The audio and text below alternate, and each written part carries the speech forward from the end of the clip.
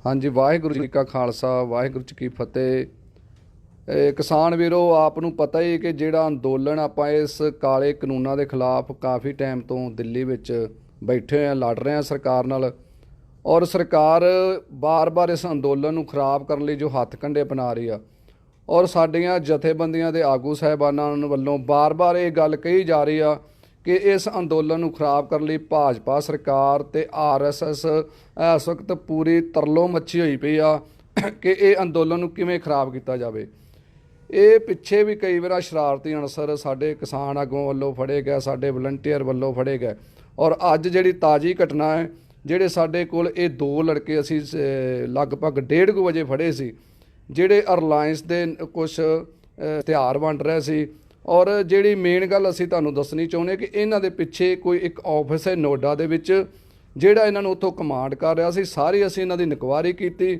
ਇੱਕ ਕਰਨ ਨਾਂ ਦਾ ਬੰਦਾ ਇਹਨਾਂ ਨੂੰ ਇਹ ਕਹਿ ਰਿਹਾ ਸੀ ਕਿ ਤੁਸੀਂ ਕਿਹੜੇ ਸਿੰਘੂ ਤੇ ਜਾ ਕੇ ਕਿਹੜੀ ਭਾਸ਼ਾ 'ਚ ਗੱਲ ਕਰਨੀ ਹੈ, ਉੱਥੇ ਤੁਸੀਂ ਕੀ ਕਰਨਾ, ਟਿੱਕਰੀ ਜਾ ਕੇ ਤੁਸੀਂ ਕੀ ਕਰਨਾ, ਕਿਹੜੇ ਬੰਦੇ ਤੁਸੀਂ ਕਿਹੜੇ ਬਾਰਡਰ ਤੇ ਭੇਜਣੇ ਆ, ਕਿੰਨੀਆਂ ਤੁਹਾਡੇ ਨਾਲ ਕੁੜੀਆਂ ਹੋਣਗੀਆਂ। ਉਹ ਬਾਰ-ਬਾਰ ਇਹਨਾਂ ਨੂੰ ਫੋਨ ਤੇ ਕਮਾਂਡ ਦੇ ਰਿਹਾ ਸੀ। ਜਦੋਂ ਇਹ ਅਸੀਂ ਬੰਦੇ ਫੜੇ ਤੇ ਫੋਨ ਅਸੀਂ ਆਪਣੇ ਹੱਥ 'ਚ ਲਿਆ ਤੇ ਇਹਨਾਂ ਤੋਂ ਅਸੀਂ ਹੈਂਡ ਫਰੀ ਗੱਲ ਕਰਾਉਂਦੇ ਰਹੇ ਕਿ ਤੁਸੀਂ ਉਹਨਾਂ ਦੇ ਕਮਾਂਡ ਆ ਜਿਹੜੀ ਉਹ ਸੁਣੋ, ਔਰ ਸਾਹੀਂ ਵੀ ਸੁਣਦੇ ਰਹੇ। ਬਾਰ-ਬਾਰ ਉਹ ਇਹੋ ਇਹਨਾਂ ਨੂੰ ਗੱਲ ਕਹਿੰਦੇ ਰਹੇ ਕਿ ਤੁਸੀਂ ਆਹ ਕੰਮ ਇਸ ਤਰ੍ਹਾਂ ਕਰਨਾ ਹੈ, ਇੱਥੇ ਪਹੁੰਚੋ, ਹੁਣ ਇੱਥੇ ਪਹੁੰਚੋ, ਇਹ ਮੈਨੂੰ ਵੀਡੀਓ ਭੇਜੋ, ਤੁਹਾਡੀ ਜਿਹੜੀ ਆਊਟਪੁੱਟ ਕੀ ਹੈ, ਮੈਨੂੰ ਨਾਲੋਂ ਨਾਲ ਰਿਪੋਰਟ ਚਾਹੀਦੀ ਆ, ਤੁਸੀਂ ਉੱਥੇ ਜਿਹੜਾ ਇਸ ਵਕਤ ਐਕਸ਼ਨ ਕੀ ਕਰ ਰਹੇ ਹੋ। ਹੁਣ ਗੱਲ ਉੱਥੇ ਆਉਂਦੀ ਕਿ ਅੱਜ ਇਹ ਬੰਦੇ ਜਿਹੜੇ ਨੇ, ਇਹਨਾਂ ਨੂੰ ਕੌਣ ਚਲਾ ਰਿਹਾ ਪਿੱਛੋਂ, ਇੱਕ ਆਫਿਸ ਚਲਾ ਰਿਹਾ ਜਿੱਥੇ ਇਹਨਾਂ ਨੂੰ ਮੈਸੇਜ ਆ। ਅਸੀਂ ਇਹਨਾਂ ਦੇ ਪੁਰਾਣੇ ਮੈਸੇਜ ਵੀ ਖੋਲ੍ਹੇ ਜਿੱਥੇ ਇਹਨਾਂ ਨੂੰ ਇੱਕ ਆਫਿਸ ਦੇ ਵਿੱਚ ਬਕਾਇਦਾ ਟ੍ਰੇਨਿੰਗ ਦਿੱਤੀ ਜਾਂਦੀ ਹੈ। ਔਰ ਇਹ ਗੱਲ ਇੱਥੇ ਹੁਣ ਨਹੀਂ ਰੁਕਦੀ, ਗੱਲ ਉੱਥੇ ਆਉਂਦੀ ਕਿ ਇਹ ਜਿਹੜੀਆਂ ਸਰਕਾਰ ਦੀਆਂ ਚਾਲਾਂ ਨੇ, ਜਿਹੜੇ ਆਰਐਸਐਸ ਦੇ ਝੰਡੇ ਨੇ, ਜਿਹੜੇ ਭਾਜਪਾ ਸਰਕਾਰ ਇਸ ਅੰਦੋਲਨ ਨੂੰ ਫੇਲ ਕਰਨੀ, ਔਰ ਲੀਡਰਾਂ ਦੇ ਖਿਲਾਫ ਜਿਹੜੇ ਕਿਸਾਨ ਆਗੂ ਨੇ ਉਹਨਾਂ ਦੇ ਖਿਲਾਫ ਜਿਹੜਾ ਕੂਟ ਪ੍ਰਚਾਰ ਕਰਨਾ, ਇਹ ਸਾਰਾ ਕੁਝ ਇਹ ਸਰਕਾਰ ਚਲਾ ਰਹੀ ਹੈ। ਸੋ ਸਾਨੂੰ ਇਸ ਵਕਤ ਚੁਕੰਨੇ ਹੋਣ ਦੀ ਲੋੜ ਹੈ। ਅਸੀਂ ਪਹਿਲਾਂ ਵੀ ਇਹਨਾਂ ਦੇ ਸਰਕਾਰ ਦੇ ਮੂੰਹ 'ਤੇ ਇੱਕ ਕਰਾਰੀ ਚਪੇਟ ਕਿ ਜਦੋਂ ਵੀ ਉਹ ਬੰਦੇ ਭੇਜਦੇ ਨੇ ਔਰ ਅਕਾਲ ਪੁਰਖ ਦੀ ਕਿਰਪਾ ਦੇ ਨਾਲ ਉਦੋਂ ਹੀ ਫੜੇ ਜਾਂਦੇ ਨੇ। ਔਰ ਅੱਜ ਫਿਰ ਇਹ ਬੰਦੇ ਫੜੇ ਗਏ। ਇਹਨਾਂ ਨੂੰ ਇਹ ਵੀ ਕਿਹਾ ਗਿਆ ਕਿ ਆਉਣ ਵਾਲੇ ਦਿਨਾਂ ਵਿੱਚ ਤੁਸੀਂ ਲੜਕੀਆਂ ਕਿੱਥੋਂ ਹਾਇਰ ਕਰਨੀਆਂ ਨੇ, ਸਾਰੀ ਇਹਨਾਂ ਦੀ ਟ੍ਰੇਨਿੰਗ ਹੈ ਬਕਾਇਦਾ। ਤੇ ਮੈਂ ਕਹੂੰਗਾ ਕਿ ਤੁਸੀਂ ਇਹਨਾਂ ਤੋਂ ਵੀ ਸੁਣ ਲਓ ਕਿ ਇਹ ਕੀ ਮਨਸ਼ਾ ਲੈ ਕੇ ਆਏ ਸੀ। ਮਨਸ਼ਾ ਇਹਨਾਂ ਦੀ ਸਹੀ ਨਹੀਂ ਹੈਗੀ।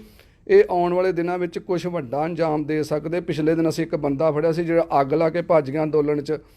ਔਰ ਇਹ ਜਦੋਂ ਸਾਨੂੰ ਇਹ ਪਤਾ ਲੱਗਾ ਕਿ ਅਸੀਂ ਵੇਖਿਆ ਫੋਟੋਆਂ ਬਕਾਇਦਾ ਇਹਨਾਂ ਦੇ ਫੋਨਾਂ ਦੇ ਵਿੱਚ ਕਿ ਜਿਹੜੀਆਂ ਕੁੜੀਆਂ ਇਹਨਾਂ ਦੇ ਨਾਲ ਕੰਮ ਕਰਨ ਆ ਰਹੀਆਂ ਨੇ, ਇਹਨਾਂ ਨੂੰ ਟੀ-ਸ਼ਰਟਾਂ ਕਿੱਥੋਂ ਮਿਲੀਆਂ ਨੇ, ਸਾਰਾ ਜਿਹੜਾ ਇਹਨਾਂ ਦਾ ਭੇਦ ਅੱਜ ਖੁੱਲ੍ਹਾ। ਤੇ ਹੁਣ ਮੈਂ ਇਹਨਾਂ ਨੂੰ ਕਹੂੰਗਾ ਕਿ ਤੁਸੀਂ ਵੀ ਇਹ ਦੱਸੋ, ਕੁਛ ਸਾਹਮਣੇ ਲਾਈਵ ਚੱਲ ਰਿਹਾ ਆਪਣਾ, ਕਿ ਤੁਸੀਂ ਕੀ ਕਰਨਾ ਹੈ ਸੀ, ਤੁਹਾਡੀ ਮਨਸ਼ਾ ਕੀ ਸੀ ਜੀ। सर मुझे कल रात एक करण बंदे ने फ़ोन किया था। उसने बोला था आपको ना जहाँ फार्मर्स प्रोटेस्ट कर रहे हैं वहाँ पर आपको लीफलेट डिस्ट्रीब्यूट करना जाके। मैंने उनसे पूछा था कोई प्रॉब्लम तो नहीं होगी। उन्होंने कहा नहीं, कोई प्रॉब्लम की तो बात नहीं है, आप डिस्ट्रीब्यूट करना। फिर सर उन्होंने आज आफ्टरनून पे सिंगो बॉर्डर पे आए और मुझे लीफलेट दिया।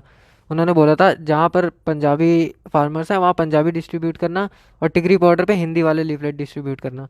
सर बस उन्होंने लीफलेट दिया और वो चले गए। उसके बाद हम लीफलेट बांट रहे थे यहाँ पे। पैसे कितने दिए आप? डेली वेजेस सर उन्होंने 500 रुपये बोले थे कि एक दिन के 500 रुपये।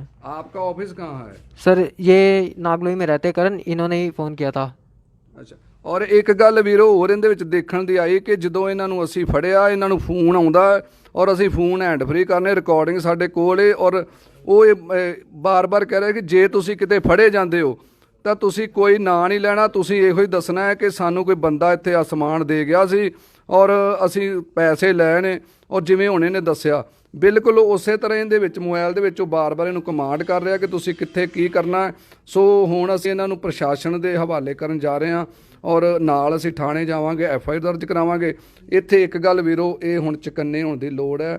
ਇਹ ਸਰਕਾਰੀ ਬੰਦੇ, ਇਹ RSS ਦੇ ਬੰਦੇ ਹੋਣ, ਇਹ GO ਦੇ ਬੰਦੇ ਹੋਣ, ਮਕਸਦ ਇੱਕੋ ਹੈ ਕਿ ਅੰਦੋਲਨ ਫੇਲ ਕਿਵੇਂ ਕਰਨਾ ਹੈ, ਏਕਤਾ ਨੂੰ ਇਹਦੇ ਵਿੱਚ ਤਰੇੜ ਕਿਵੇਂ ਪਾਉਣੀ ਹੈ, ਲੀਡਰਾਂ ਨੂੰ ਬਦਨਾਮ ਕਿਵੇਂ ਕਰਨਾ ਹੈ। ਇਹ ਇੱਕ ਮਾਹੌਲ ਬਣਾਇਆ ਜਾ ਰਿਹਾ ਹੈ ਅੰਦੋਲਨ ਦੇ ਵਿੱਚ ਆ ਕੇ ਕਿ ਇਹਨਾਂ ਦੇ ਵਿੱਚ ਨਿਰਾਸ਼ਾ ਪੈਦਾ ਕੀਤੀ ਜਾਵੇ। ਜਿਹੜਾ ਇਹਨਾਂ ਕੋਲ ਸਮਾਨ ਫਰੀਚਾ ਉਹ ਵੀ ਕਿਸਾਨ ਆਗੂਆਂ ਨੂੰ ਟਾਰਗੇਟ ਕਰਨ 'ਤੇ ਸੀ। ਔਰ ਮੈਂ ਬੇਨਤੀ ਕਰੂੰਗਾ ਸਾਡੇ ਨਾਲ ਪ੍ਰਧਾਨ ਸਾਹਿਬ ਨੇ ਇਹ ਵੀ ਦੋ ਬਚਨ ਇਹਨਾਂ ਬਾਰੇ ਬੋਲਣੇ ਜੀ। ਸਾਡੇ ਮੋਰਚੇ ਨੂੰ ਫੇਲ ਕਰਨ ਲਈ ਸਰਕਾਰ ਵੱਲੋਂ ਔਰ ਵੱਖ-ਵੱਖ ਏਜੰਸੀਆਂ ਵੱਲੋਂ ਲਗਾਤਾਰ ਮਤਲਬ ਕੋਸ਼ਿਸ਼ਾਂ ਹੋ ਰਹੀਆਂ ਨੇ। ਅਸੀਂ ਪਹਿਲਾਂ ਤੋਂ ਵੀ ਕਹਿੰਦੇ ਆ ਰਹੇ ਹਾਂ ਵੀ ਬਲ ਤੇ ਛਲ ਦੋਨਾਂ ਤਰੀਕਿਆਂ ਨਾਲ ਸਰਕਾਰ ਸਾਡੇ ਅੰਦੋਲਨ ਨੂੰ ਖਤਮ ਕਰਨਾ ਚਾਹੁੰਦੀ ਹੈ, ਤੇ ਜਿਹੜੇ ਅੱਜ ਅਸੀਂ ਇਹ ਬੰਦੇ ਫੜੇ ਨੇ ਉਹ ਵੀ ਉਸੇ ਦਾ ਇੱਕ ਹਿੱਸਾ ਨੇ। ਭਾਵੇਂ ਪਹਿਲਾਂ ਇੱਕ ਦੋ ਕੁੜੀਆਂ ਦੀ ਗੱਲ ਵੀ ਆਈ ਸੀ ਅਸੀਂ, ਤੇ ਹੁਣ ਵੀ ਇਹਨਾਂ ਦੇ ਨਾਲ ਇਹਨਾਂ ਦੇ ਸੰਪਰਕ 'ਚ ਕੁਝ ਕੁੜੀਆਂ ਨੇ, ਪਰ ਜਿਹੜਾ ਸਾਡਾ ਪੰਜਾਬ ਦਾ ਕਿਸਾਨ ਇੱਥੇ ਆਇਆ ਉਹ ਆਪਦੀ ਲੜਾਈ ਲੜਨ ਆਇਆ, ਉਹ ਇਹਨਾਂ ਸਾਰੇ ਕ੍ਰਿਤੀਆਂ ਤੋਂ ਕ੍ਰਹਿਤਾਂ ਤੋਂ ਦੂਰ ਹੈ ਔਰ ਬੜਾ ਉਹ ਸ਼ਾਂਤੀਪੂਰਵਕ ਬੈਠਾ ਹੈ। ਔਰ ਅਸੀਂ ਸਮਝਦੇ ਹਾਂ ਕਿ ਸਾਡੇ ਅੰਦੋਲਨ ਦੇ ਅੰਦਰ ਪਿਛਲੇ ਦਿਨੀ ਆ ਜਿਹੜੀਆਂ ਪਿੱਛੇ ਮਸ਼ੀਨਾਂ ਲੱਗੀਆਂ ਨੇ ਲੰਗਰ ਸਾਹਿਬ ਕੋਲੇ, ਉਹ ਵੀ ਤੋੜੀਆਂ ਸੀ 4, ਔਰ ਟਰਾਲੀ 'ਚ ਵੀ ਇੱਕ ਝੱਗ ਲਾਉਣ ਦੀ ਕੋਸ਼ਿਸ਼ ਕੀਤੀ ਸੀ ਜਿਹੜੀ ਫਾਜ਼ਿਲਕਾ ਦੀ ਟਰਾਲੀ ਸੀ, ਔਰ ਉਹ ਵੀ ਅਸੀਂ ਬੜੇ ਸੰਜਮ ਨਾਲ ਕੰਟਰੋਲ ਕੀਤੀ। ਔਰ ਬਾਰ-ਬਾਰ ਅਸੀਂ ਪ੍ਰਸ਼ਾਸਨ ਨੂੰ ਔਰ ਏਜੰਸੀਆਂ ਨੂੰ ਬੇਨਤੀ ਕਰਦੇ ਹਾਂ ਕਿ ਇਸ ਕਿਸਮ ਦੀ ਜੇ ਕੋਈ ਘਟਨਾ ਵਾਪਰਦੀ ਹੈ ਉਹਦੀ ਜ਼ਿੰਮੇਵਾਰ ਸਰਕਾਰ ਤੇ ਏਜੰਸੀਆਂ ਹੋਣਗੀਆਂ।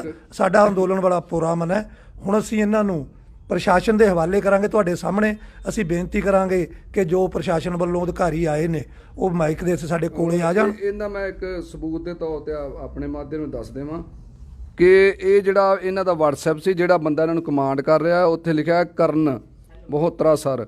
ਇਹਨਾਂ ਨੂੰ ਬਕਾਇਦਾ ਲੋਕੇਸ਼ਨ ਭੇਜ ਰਿਹਾ ਤੁਸੀਂ ਕਿੱਥੇ ਕੰਮ ਕਰਨਾ ਹੈ, ਔਰ ਵॉइस मैसेज भेज रहा है। बोल दिया कि ना भी शरीफ का नेट नहीं चल रहा, एक्टिविटी स्टार्ट कर चुके हैं वो, तो तुम ऐसा करना 3-4 फोटो ना कोई सी भी कहीं पर भी खड़े हुए 3-4 फोटो इनका पैम्पलेट नजर आ जाए और वो बांटना शुरू कर देना। बस 5-6 फोटो पहले भेज देना, वो स्टार्ट हो गया, उसके बाद फिर बाकी फोटो शाम को ले लेंगे या फिर 2-3 घंटे बाद ले लेंगे, ठीक है?